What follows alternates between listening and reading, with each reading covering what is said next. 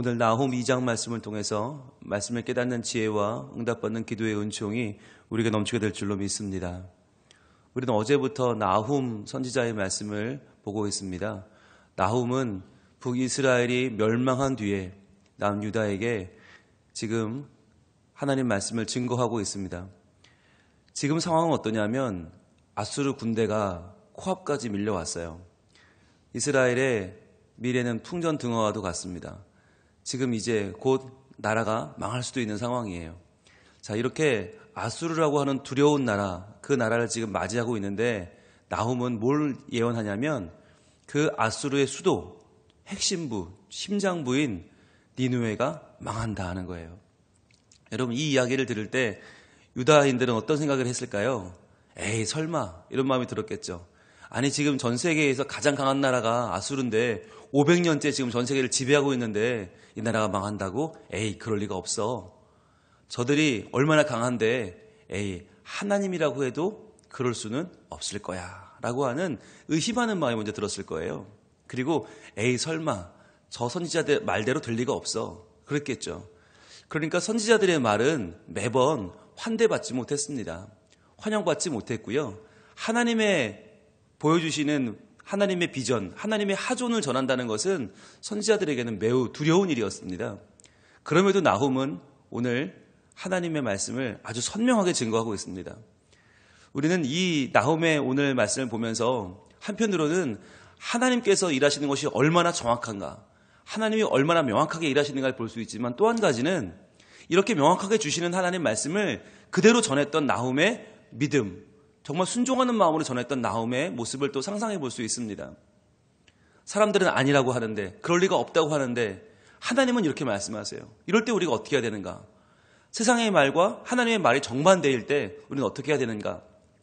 오늘 나훔을 통해서 우리가 우리 삶의 신앙의 지침을 얻고자 합니다.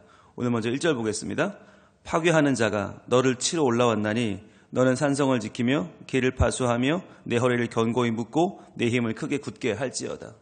자, 1장에서는 이제 아수르의 수도인 니느웨가 멸망할 것이다 라고 하는 하나님의 예언이 선포됐다면 이제 2장에서는 본격적으로 그 예언이 이루어지는 장면을 보여주고 있습니다. 그런데 1절은 바로 파수꾼의 외침으로 시작하는 거예요. 파괴하는 자가 너를 치러 올라온다. 이미 올라왔다.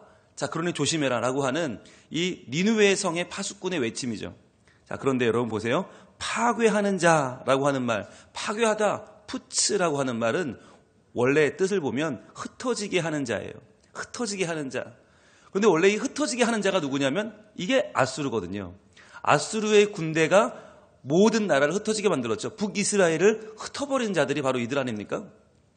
북이스라엘을 이 땅에서 정말 흔적도 없이 흩어지게 만들었던 그 아수르 군대에게 지금 누가 찾아오는 거예요? 흩어지게 하는 자.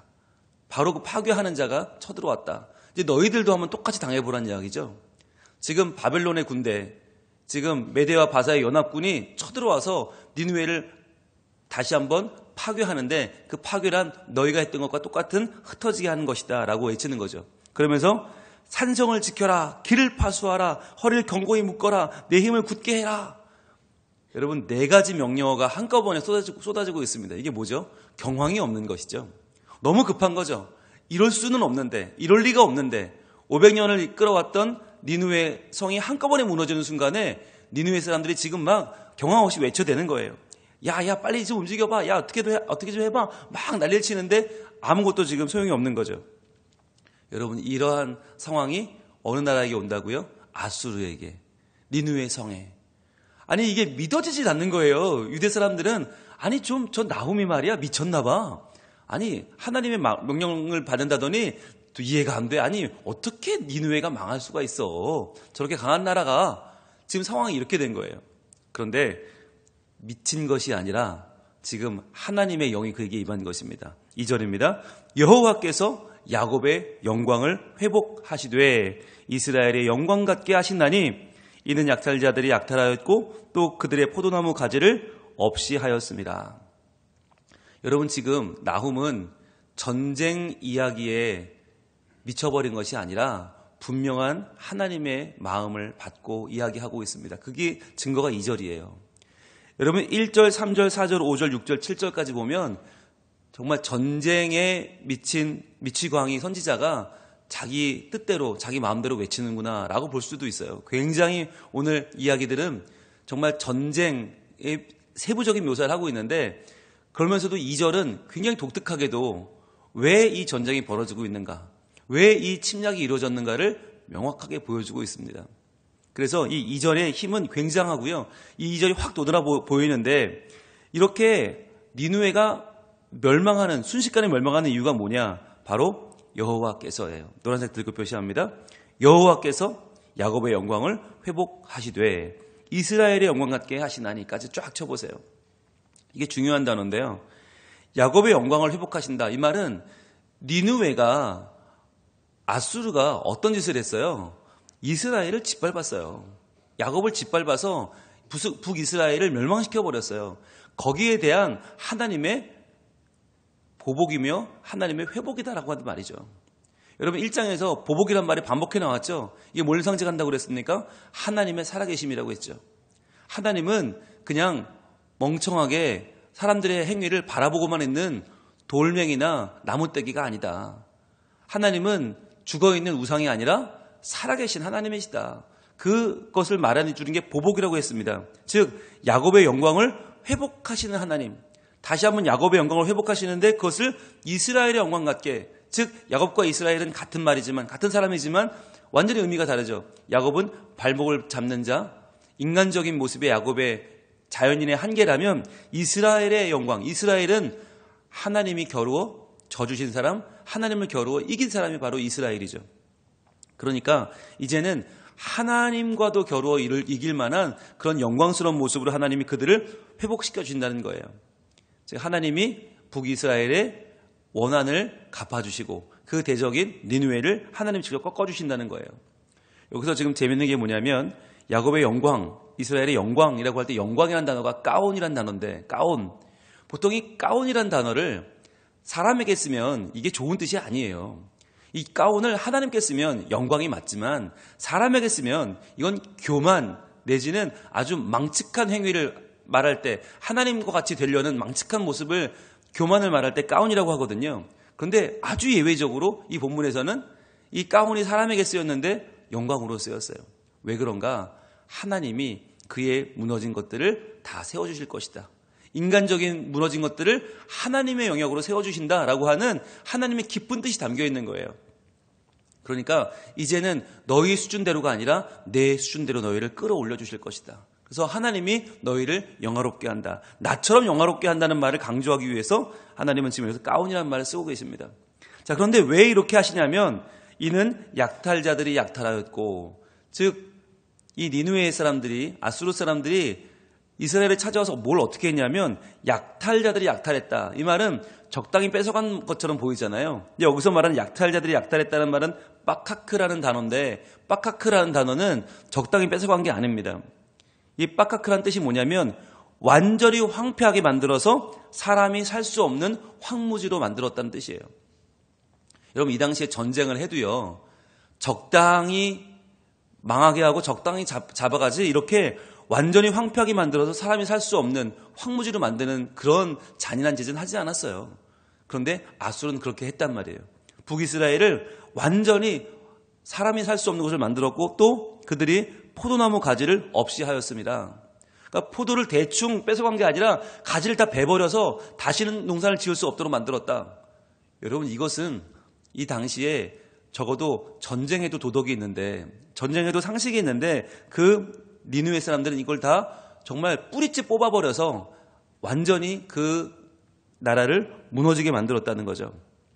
그랬기 때문에 하나님이 이 니느웨에 대해서 지금 보복하시고 그들을 멸망시켜서 이스라엘의 영광을 회복시켜 주신다는 것입니다. 자, 3절은 다시 이제 전쟁터로 돌아옵니다. 그의 용사들의 방패는 붉고 그의 무사들의 옷도 붉으며 그 항오를 버리는 날에 병거의 쇠가 번쩍이고 노송나무 창이 요동하는도다. 자, 이제 그들을 쳐들어오는 파괴자들, 파괴하는 자, 바벨론 구사들을 보여주고 있는 것입니다. 방패가 붉다.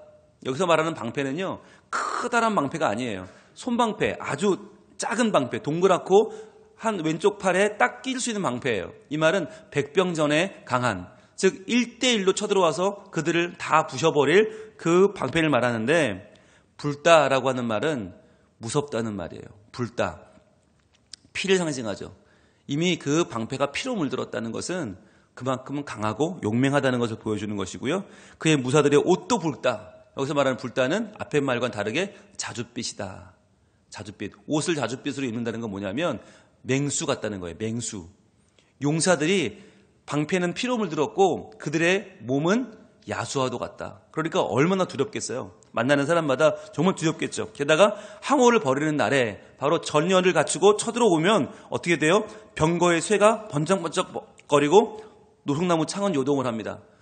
즉 그들의 병거는 엄청난 위력을 과시하고 창을 쿵쿵 찍으면서 두렵게 하는 그들의 모습을 보여주고 있죠. 게다가 4절입니다. 그 병거는 미친 듯이 거리를 달리며 대로에서 이리저리 빨리 달리니 그 모양이 횃불 같고 빠르기가 번개 같도다.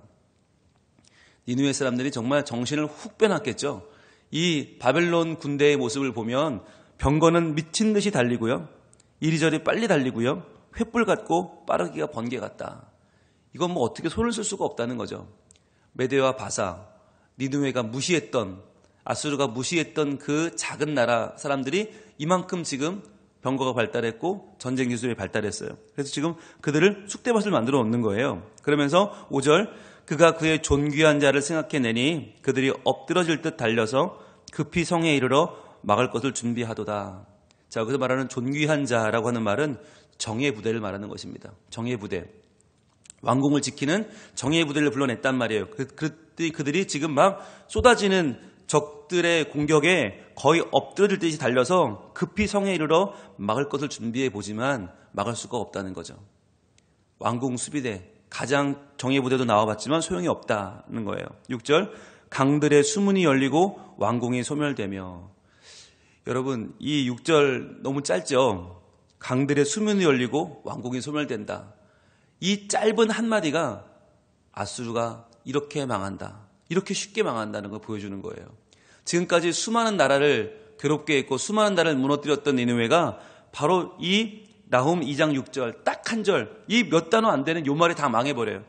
강들의 수문이 열리고 왕궁이 소멸되며. 자, 수문이 열린다는 말은 뭐죠? 바로 티그리스 유프라데스 강. 이 니느웨가, 아수르가 가장 자랑하던, 자기들을 풍성하게 해주던 티그리스 유프라데스 강의 수문이 열려버리면서 이제는 그 궁을 보호하고 있던 수로가 넘치게 되는 거죠. 그러면서 그 물이 도리어 자기네 니느웨 성으로 다 들어오는 거예요.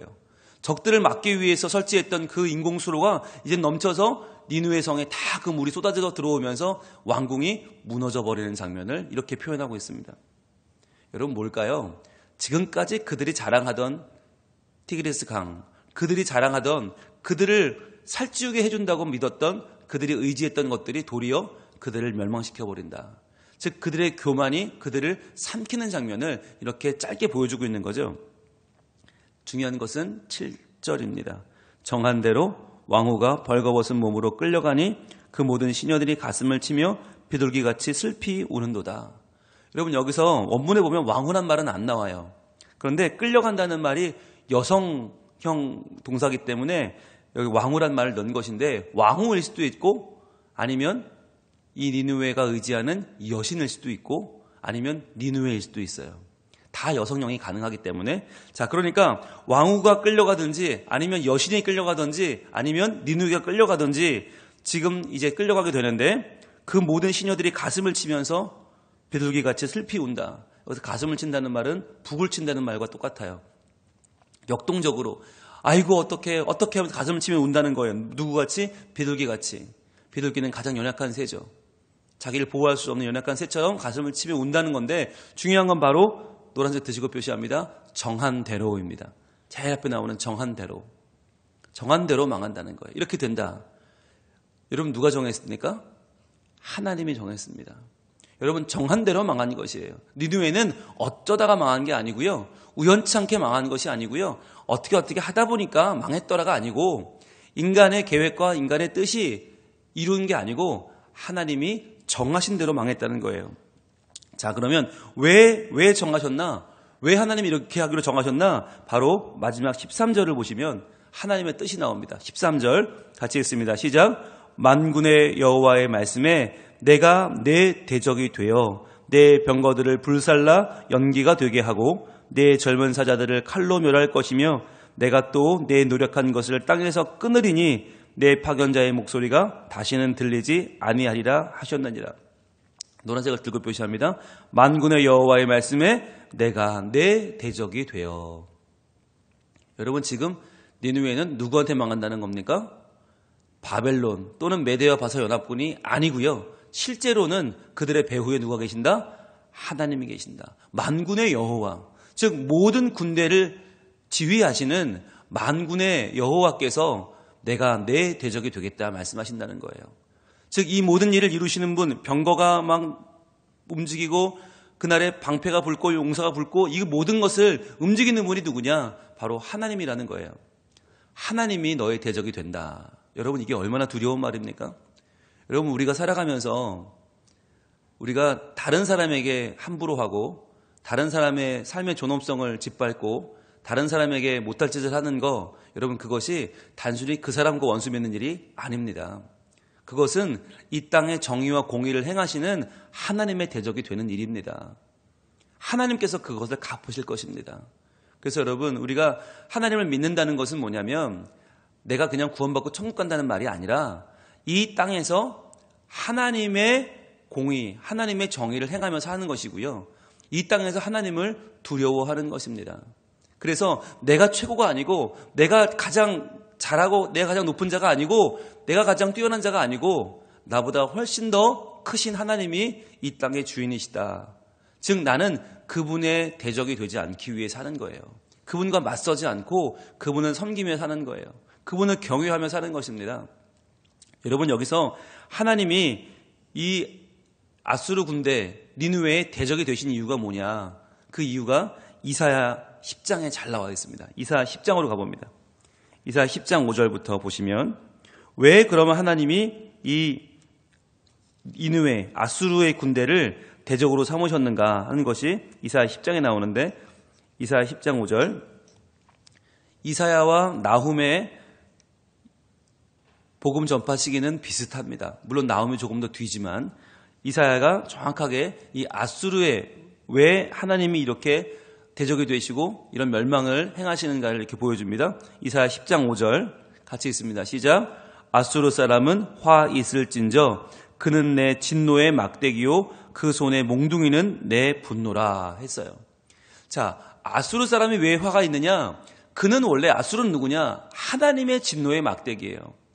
하나님의 분노가 그 몽둥이에요. 무슨 말이냐면 하나님이 아수르를 보내서 북이스라엘을 멸망하게 만들었어요. 왜? 북이스라엘이 하나님 앞에 너무나 크게 범죄했기 때문에 회개하지 않고 하나님을 맞서서 하나님의 대적이 되었기 때문에 하나님이 아수르를 사용해서 아수르를 막대기로 사용해서 그들을 질면시켰어요. 그렇다면 아수르는 어떻게 살아야 됩니까? 하나님을 두려워해야 되죠. 그러나 그렇게 살지 않았습니다. 6절 이어집니다. 내가 그를 보내어 경건하지 아니한 나라를 치게 하며 내가 그에게 명령하여 나를 노하게 한 백성을 쳐서 탈취하며 노력하게 하며 또 그들을 길거리에 지는같이 짓밟게 하려 하거니와. 자, 하나님이 그들을 보내서 경건하지 아니한 나라 이스라엘을 북이스라엘을 치게 했고요. 하나님을 노하게 한 백성 북이스라엘 백성들을 탈취하며 노력하게 했거든요. 그런데 7절입니다. 중요한 건 그들은 그렇지 않았다는 거죠. 7절입니다. 그의 뜻은 이같지 아니하며 그의 마음의 생각도 이같지 아니하고 다만 그의 마음은 허다한 나라를 파괴하며 멸절하려 하는도다. 하나님은 그를 사용해서 하나님의 도구로 그를 쓰고자 하시는데 그들은 그렇게 생각하지 않고요. 도리어 허다한 나라를 파괴하며 멸절시키려 하는도다.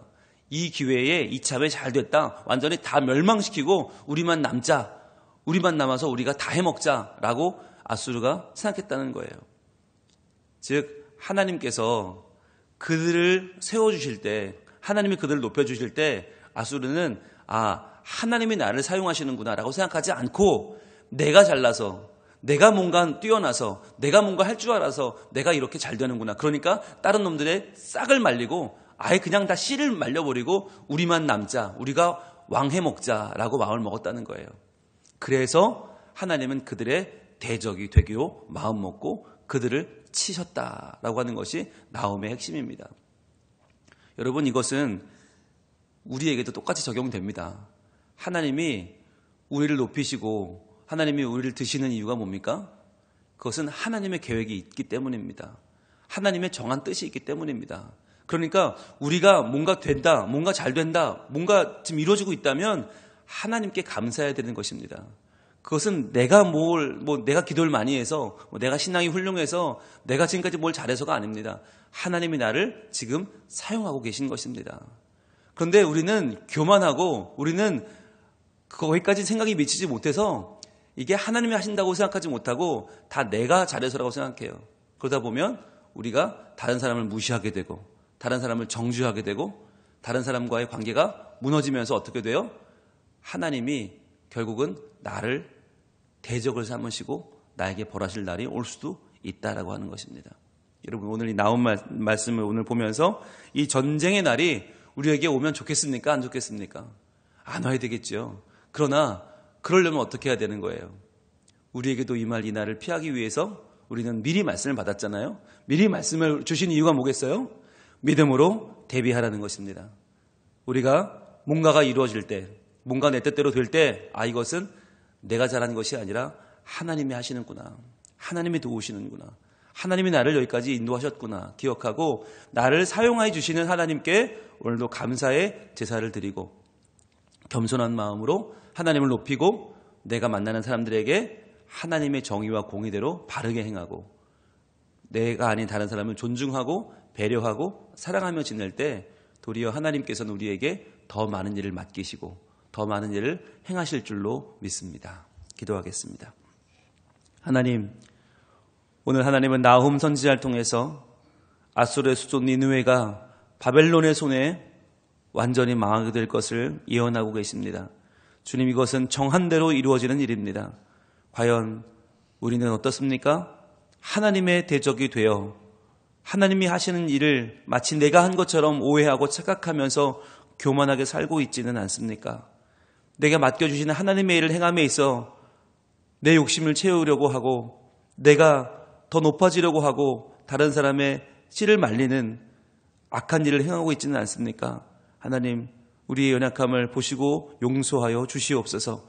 주님, 우리가 하나님을 알되 온전히 알고 온전히 높이는 삶을 살게 하시고 주님을 신뢰하며 나아갈 때에 하나님, 오늘도 하나님께서 우리에게 더 많은 일을 맡기시고 더 많은 일을 하나님께서 우리를 통해서 이루시고 하나님이 영광을 받으시는 복된 삶이 되게 하여 주시옵소서. 예수님 이름으로 기도합니다.